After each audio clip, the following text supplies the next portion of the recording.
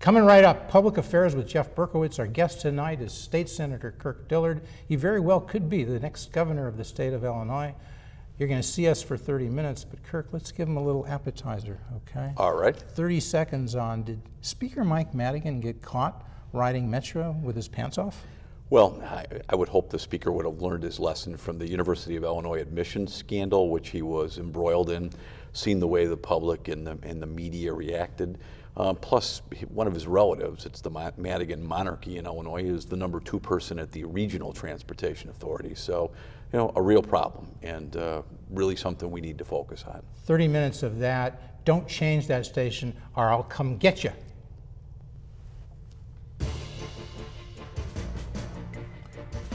So,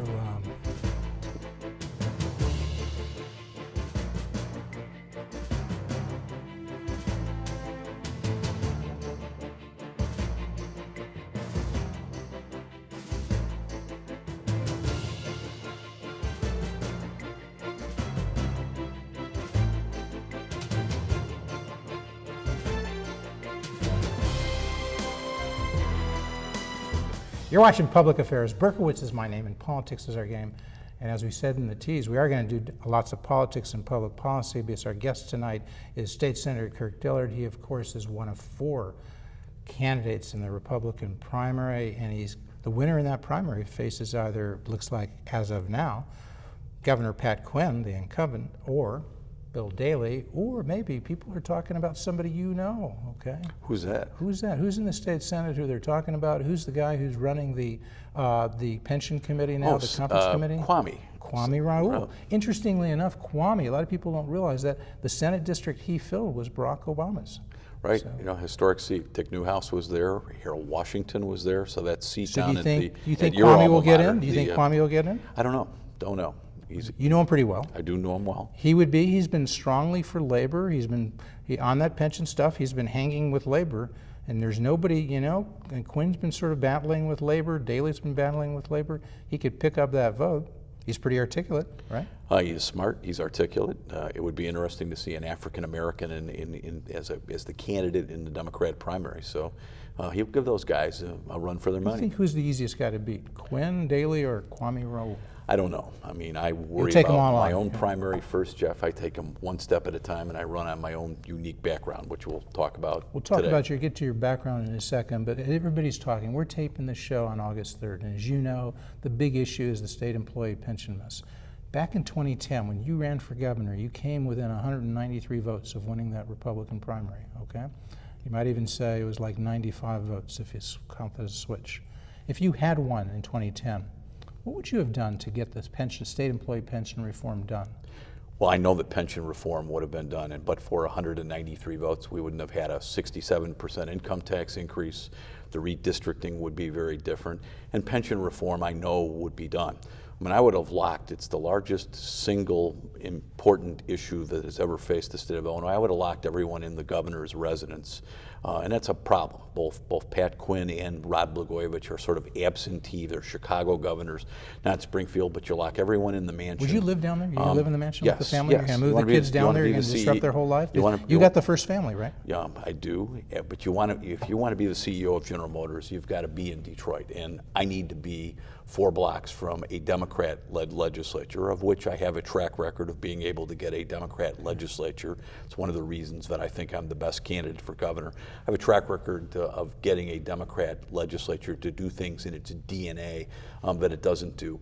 I do believe that Speaker Madigan and Senator Cullerton would have let me do pension reform. They probably would have blamed me, the big bad governor, Republican governor, but I'm a big boy. But nothing would have gotten done, Jeff, until pension reform was finished. And it is just mind-boggling to me that Pat Quinn's been the governor for 5 years and we don't have pension reform when his party controls the entire state of Illinois. So what would it have looked like? Because it would have looked like the Madigan bill, the Cullerton bill, the Dillard bill. What do you think? Just give us the basics. What would the state employee pension reform look like if you were king, if you were governor? Something close to the Madigan bill, and I voted for the Madigan bill. It's the one that Ty Fainer of the Civic Federation and the Chicago Tribune wants the numbers work. It's not a perfect bill, but everybody has to do more. You're going to have to work longer. Current employees are going to have to contribute more. We can't have a cost of living adjustment that's compounded greater than the rate of inflation. And the state's got to live up to its commitments to make its payments that are due. Would you have frozen that COLA, that cost of living adjustment, at zero initially? Would you have kept it no COLA initially? Yes. Would that have to be possibly for 5 or 10 years? The COLA is one of the largest problems. Right. And the Speaker he's got a cap in terms of how many years you work, is you get the COLA on the first amount of money. What I'm looking for, Jeff, is something that works. When I was Jim Edgar's chief of staff, the credit rating of the state of Illinois, for the first time in the state's history, in our administration, was raised, and we need our credit rating back. We need to get pension reform behind us because it's stifling economic development. Nobody wants to move their business or expand their business here, and we're losing businesses, knowing that we have $100+ billion of pension debt. It's a killer in private sector job creation. Okay, and on that pension, you'd focus on the COLA because that's where the driver. I'd focus on everything, but on the everything, COLA, but the COLA is a the key large piece of that. And you'd probably, as you said, no more compounding, freeze it initially, and then once you get to something you can handle, when you can have a COLA, it's going to be a true cost of living. It's not going to be 3% a year, which it has been historically, right? Correct. And Jeff, you've got to go back, just like I do. In fact, it's funny, I have a Fidelity, not to advertise for a company, but I have a Fidelity product that is my retirement at my law firm. And I look at that periodically. The state of Illinois can't every 20 years just say, wow, we have a problem here. You've got to watch, just like you have to manage Medicaid, our state's largest expenditure, constantly. You've got to watch your unfunded liability, and you've got to focus on your retirement plans for state employees. Do you have to move toward a defined contribution instead of a defined benefit plan? You know, your colleagues in the House, at least, Jeannie Ives and Morrison, right, I just met they've with got a bill. Representative Morrison. In a perfect world, that's the way the private sector does it, and that's how government needs to go. We cannot sit there and have these public pension plans, which are unaffordable, with a defined benefit any longer. All right. So we mentioned the Speaker Madigan thing at the beginning of the show, and it was a little funny. Okay, did he get caught with his pants down? But in essence, now we're keeping that to 30 seconds. There's a mess at Metra. It's not a really gigantic financial issue in the same sense that the state employee pension is. But it is a mess, it is inefficient. But is the thing why the media are focusing so much on it, is it symbolic of all that's wrong in the state of Illinois? It's symbolic of the cadence of corruption that is evolved in the state of Illinois. And we have numerous entities looking at it. When I announced for governor, I said there's federal money in that railroad, and the federal government ought to look at it as well. But it's symbolic and it's unacceptable. I mean, you cannot have politicians, using a publicly funded railroad system as their political piggy bank. And is that what Speaker Mike Madigan was doing? Well, I don't know. I mean, we're going to find out what he was doing. But I will tell you that whoever replaces Mr. Clifford, who got the big buyout, and it's just an obscene amount, correct, the obscene amount of money that he was given to 3 times his annual salary. It's outrageous, just but he outrageous. Didn't do anything Jeff. wrong. Wasn't the setup there that he was told his contract wouldn't be renewed because he was bucking people like Madigan who wanted to give people salary increases? That some members of that board just wanted him to go away, sort of like the Cubs wanted to get rid of Carlos Marmel. So they were making a business decision. As their, as the relief pitcher, they were willing to pay him anything to go away, and also, as some have alleged, Jack Schaefer from McHenry County, who's a board member of Metric, calls it hush money. But we need a professional railroad person. Mr. Clifford came from Los Angeles, another big city, but he was a bus guy. We need a professional railroad person to run Metra, which is the lifeblood of our suburban commuters. My district is heavily reliable on Metra. I have my Metra pass in my wallet. So Metra's still a good railroad, but we should settle for nothing Do you have less to than completely perfect. reorganize it? Is it too much control to politicians to appoint their person?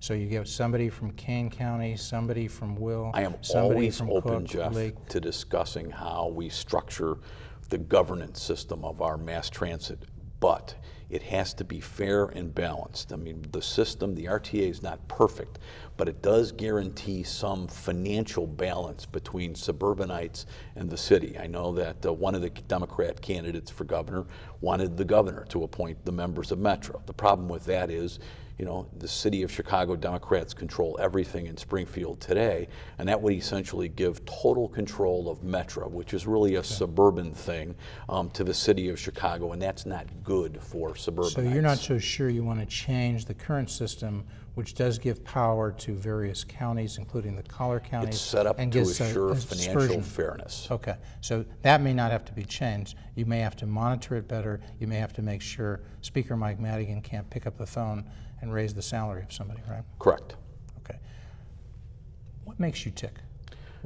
Because, you know, we can talk about your background. People know you worked for Jim Edgar. You were the chief of staff for Jim Edgar. You were Jim Thompson's legislative affairs director. You put a stint on the Court of Claims, so you've been a judge in a sense. You've been a judge. You've been a senator, state senator for 20 years. Your slogan is tested and prepared. So relative to Rauner, who's never held elected office, relative to Brady, you're pretty similar to Brady in the sense that you've both been state senators for a long time, but you do have more experience working for governors. And you think that has helped you? What makes me tick, Jeff, is I love the state of Illinois. I went to college in the cornfields of Macomb at Western Illinois University, law school under the elevated tracks at DePaul. I am all Illinois all the time. And I have a unique background, which we will talk about in a little bit. But I love this state, and I'm not going to be part of the first generation that sits around and watches the Chicago Democrats pile drive this state, both fiscally as well as corruption, as well as economically, into the ground. And I'm 58 years old. I still have a 12-year-old and a 10-year-old, and the vision of Illinois is very much affected by my children, whether it's school safety, whether it's college tuition, whether it's how they're going to compete against India and China in a global environment. So what makes me tick is I love this state. We're the capital of the Midwest. You know, nobody has McCormick Place or O'Hare Airport or our commuter rail system that we just talked about. We should not be rated 48th in economic outlook. I was just in Davenport, Iowa. Why are we rated 48th in the economic outlook? Primarily because we have a cost of business in this state and a reputation that makes us non-competitive with the rest of the Midwest. I have a plan, I had it last time I ran for governor, to make us a destination economy for people who create jobs. We're over-regulated, we are overtaxed, we are Does that mean you favor repealing the 67% increase in the state income tax? Yes. We need a flat, the law says it'll sunset tax. in part in 2005. You would go further and repeal the whole thing? The Senate Republicans have a plan, and you can go to my website, you can go to my leader, Senator Christine Radogno's website. Your website's kirkdillard.com? Go to kdillard.com. Okay. The governmental website has the Senate Republican plan in there, but I do encourage people to go to kirkdillard.com. Okay. And if you ask what makes me tick, go to kirkdillard.com, look at my 2.5-minute summary of what makes Kirk Dillard tick on there. That's my political But you do favor the repealing the entire 2% increase. Senate Republicans have a plan, for on the but individual the longer level and the Democrats wait, and the more they heap, and they just put another 350,000 people on Medicaid, Jeff, for Obamacare, the harder it is to repeal that. But we must reduce the cost. So Quinn says that's paid for mostly by the federal government. Is that wrong? The next governor, he's right for 2 years. Okay. But the next governor of this state, and then you and I, who pay taxes here, and everybody watching, has a $3 to $4 billion welfare balloon note coming. And that's already on top of $8 billion of operating bills the state of Illinois So you'd can't roll them pay. back. You're saying that those people should not have been added to the Medicaid rules. I voted no, as did every Republican, to putting another 350,000 people on Obamacare, on Medicaid. We can't afford what we have today. We have $8 billion of unpaid bills around. Can those people And, afford to get? Jeff, can those people afford to get their health care in the private sector? They may, but we should not be expanding Medicaid. We cannot afford it. And the other thing we have to do, and there was just a massive study a couple of days ago, fraud. The New York Times, not exactly, Jeff, a conservative newspaper, estimates that 10% of all of Medicaid is fraud. And then they said, you can imagine what it's like in a place like Illinois. You could have a couple of $1 billion savings if somebody's managing Medicaid. And nobody's managing the store. A recent study on Governor Quinn said that he's within 2 days of spending more time in foreign countries, visiting foreign countries, than he has at the mansion in Springfield. Okay. So that may differentiate from Quinn. Quinn favored this income tax increase. He actually told people about it, I think, before he was elected. All of the Senate Republicans and all of the House Republicans voted no on a 67% income tax increase. You and Rauner and Rutherford, you're telling me, and Brady, basically the same. You think all of you would like to repeal the increase in income tax, is that right? My guess is that's what you're going to hear from all of us. Okay. So what is it that differentiates you? Is there any substantive, I know that you have a different background, you have different experience, different visions possibly, but we'll get to the vision in a second. But are there any substantive issues, economic issues, social issues that you think really differentiates you from Rauner? Let's take Rauner. Well, I have a written plan to make us a destination Well, he'll probably have a written economy. plan too. And that's fine. How do you think you differ from Bruce Rauner? Let's go I'm one by proven one. and I'm tested. I've run the government of this state once before as Jim Edgar's chief of staff. He's endorsed me once again for governor. And why is that important? It's important because during a Democrat legislature, I inherited in the Edgar administration, and we had great people from top to bottom working, and Governor Edgar was a tremendous governor. We inherited a $1 billion deficit in a recession, and we left a $1.5 billion surplus in the state treasury. Can you imagine that? A $1.5 billion surplus. We paid our bills in 17 days. I said our credit rating for the first time in Illinois history went up. Could you imagine that? There's been 12 or 13 downgrades of our state's credit. It's the lowest in America under Pat Quinn. It actually went up under us. But most importantly, our unemployment rate was well below the national average, a 30-year low. So I have a proven record, which no one else does in this race, of getting a Democrat legislature to do things it's not in its DNA, like live within its means to do. And that's what sets me apart, as well as a track record of being able to know how to navigate the legislature.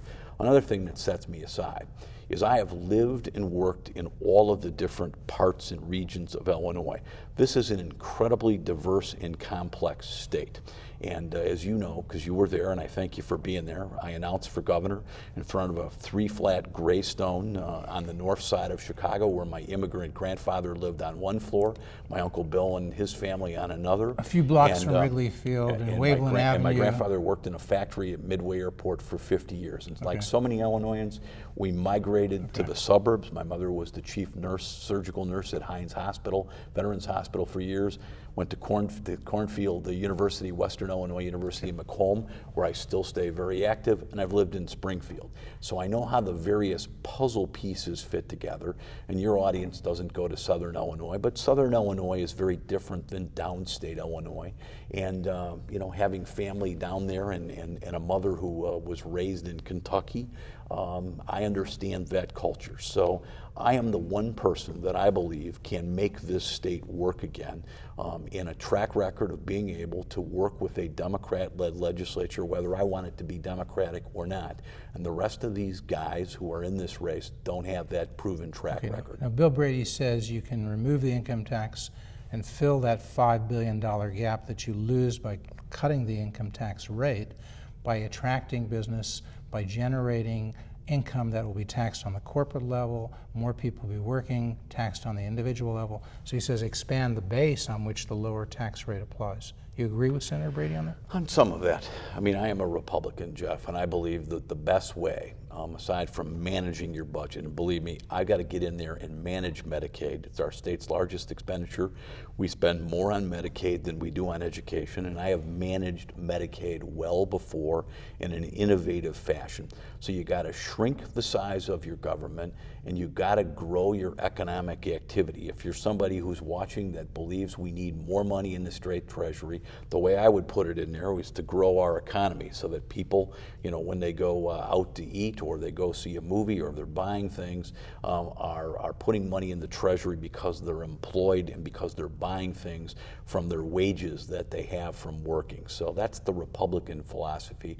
But this government needs to shrink, and we need to reduce the cost of doing business in the state of Illinois, or we will be uncompetitive as we are today with the rest of the states around us, including another change in workers' compensation that is another real huge impediment to business expansion in Illinois. There are people who are striking recently, and they say they need to double the minimum wage in Illinois from, I guess, is it $8.25 now? It's above the federal minimum wage. I think they want to see it like $15. Is that ridiculous? This is Milton Friedman week. Since you're a University of Chicago guy, I believe in free markets. And my vision of Illinois is to have no one raise a family on a minimum wage. Minimum wage workers are students. They are people that need part-time work. And when you raise the minimum wage, you hurt the very people that should benefit from minimum wage. And the minority community, I believe, gets hurt by a raise in the minimum wage more than anyone else. There are a lot of jobs that will go unfilled that need to be filled. And my vision of this state is to have good paying jobs with benefits, not minimum wage jobs. And no one, again, should be raising a family of 4 on a minimum wage. You got to keep your eye on what a minimum wage is meant to do. And I believe in the free market. And the free Friedman market would ought say, to set that don't minimum raise wage. the minimum wage. He would say, if people have low incomes, have a negative income tax, supplement their income, but let them work and earn as much as they can at the free market wage. Basically agree with Milton Friedman on that? If you want to get into what our income tax structure works, if one of your questions is, am I for, and I don't call it a progressive income tax, I call it a regressive income tax.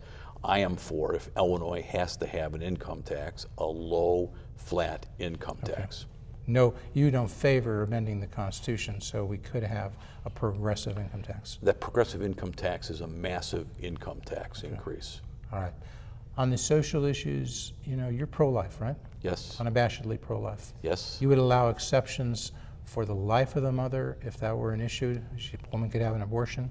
You would allow an exception for rape and incest. But other than that, if you could change the law, you would, to restrict abortions other than those 3 cases. Is that right? Yeah, that's how historically I've always filled out my questionnaires. I am pro-life. We just had a good ruling from the Illinois Supreme Court. And again, I'm the parent of a 12-year-old and a 10-year-old daughter.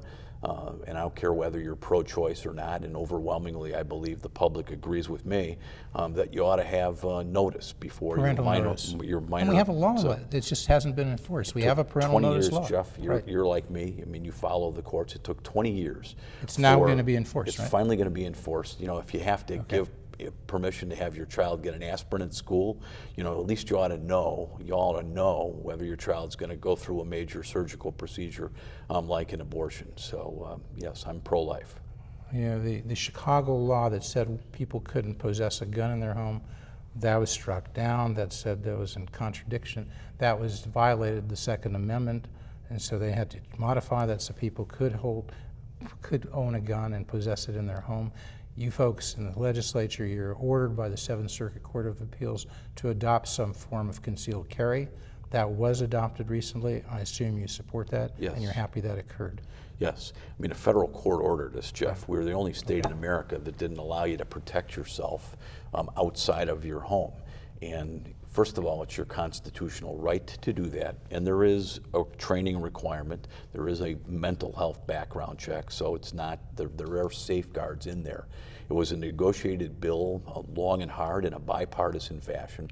And last but not least, I always believe you keep the criminal guessing. I stopped, and I put in legislation to stop Lisa Madigan, who wanted to give the names and addresses, or at least the addresses of those or names, but you wanted to give out who had FOID cards. firearms, the firearm owner's ID card, and which is putting out a blueprint for people to know who to burglarize and who not to burglarize. So you want to keep them guessing whether you have a gun or not. And so same thing with concealed carry. If somebody's walking down an alley and it's unsafe, and that person says a woman with a gun in her purse, that criminal's got to guess, does that woman have a gun? You're in favor of that kind of approach with concealed carry, is Well, that I right? wish we didn't have to have that kind of approach. But you have a lot of unsafe but areas, right? I do believe, and Professor Lott, another University of Chicago professor, has had and done studies that show that concealed carry reduces crime. But the bottom line is, Jeff, it's your constitutional right. In the Seventh Circuit, a very fine appellate court in America, one of the best, most learned, said that's your right, and they ordered us to do it in the General Assembly. Same-sex marriage, you're opposed? Yes. You're opposed to civil unions? Civil unions, it depends on how it would be drafted. I'm for equality. We now have civil unions in the state of Illinois. That's one of the reasons. There are many that I voted against gay marriage, but we have civil unions, and I oppose gay marriage. Will this election be about the social issues or the economic issues? It better be about the economic issues. I mean, I am laser focused on the economy, and again, I'm the one person that has a proven track record of putting the state financially back on track, and they are intertwined, Jeff. We have an unemployment rate where 1 in 10 people is unemployed. Iowa's unemployment rate is less than half of ours, and until we fix our broken financial situation in Springfield, get us back on sound footing, like when I ran the Edgar administration, we're never going to have the job growth that a state that is the capital of the Midwest ought to have. Okay, so if you're pro-life and you're conservative on the economic issues, you sort of have an image, especially with the mainstream media, of being a moderate. Do you embrace that image, and what is that based on? I think it's based on the fact, Jeff, that I'm thoughtful, I'm reasonable, I'm a regular guy, I am accessible. The fact that I'm doing your show when other candidates wouldn't do it. We hope, like Bruce Rauner and Dan Rutherford, come here. Bill well. Brady has come here. I listen and we appreciate well, that you've come here. And I go into communities that a lot of Republicans don't do. I was in Lawndale. I was with African American ministers 3 times this week. And so, a lot of that reputation has to do with the fact that I listen. I always respect people regardless of what their beliefs are. And I will be a governor of all of the state of Illinois. Now, if the Republicans come back to everyone. power, if you win the governorship, and if you start building, I don't know if you can get a majority in the State House or the Senate. It's going to be but hard. If you start gaining on that, and that might be because the state is in kind of a mess, I think people would say objectively on the economic side. It's going to take independents voting for you, Democrats voting for you or whoever the Republicans are that they elect.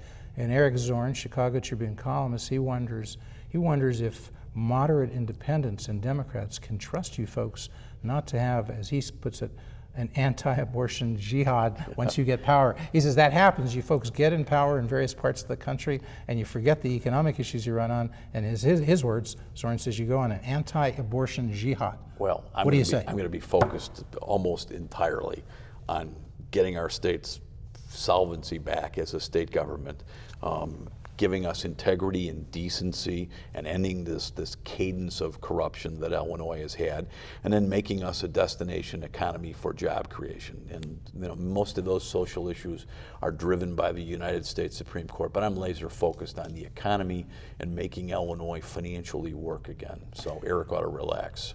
Okay, and this corruption thing, everybody always talks about it. The U.S. Attorney, Patrick Fitzgerald, when he was there, put away so many people, including 2 former governors, Right. okay? And yet it doesn't seem to change. It just goes on, and everybody runs on it.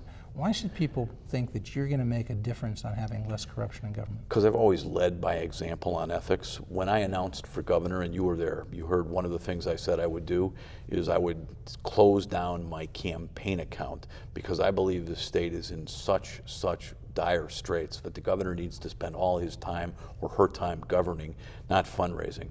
I passed the first major Close ethics it down bill. for how long? At least 2 to 2.5 years, All right. until I decided if I deserve re-election or wanted to run for re-election.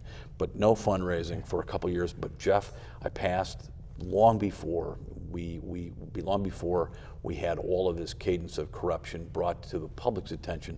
I sponsored the first major ethics bill working with Let the me late just interrupt you. U.S. Say, Senator I Paul gotta- Simon I in the gotta state's interrupt history in just 25 years. We're going to continue to speak as the credits roll by. Okay. So much want to thank State Senator Kirk Dillard Thanks, for Jeff. coming here. It's great to be here. And I'm discussing glad you the got rid issues. of that North Carolina mug and you got the University of We're Chicago. back here on track. All right.